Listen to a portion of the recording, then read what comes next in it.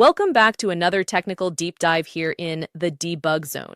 Today, we're tackling a big question and breaking it down with insights from other users. Hopefully, this clears up some misconceptions and helps you get the answer you need.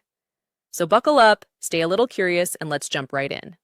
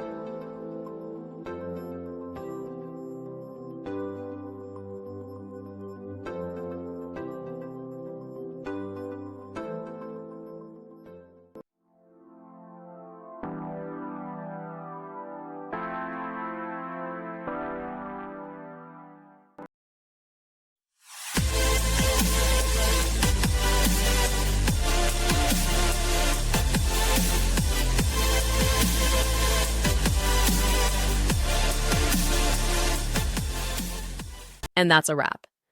I hope you found the answer you were looking for. If you did, take a second to hit that subscribe button. It really helps out. And let me know in the comments which solution worked best for you. See you next time in the debug zone.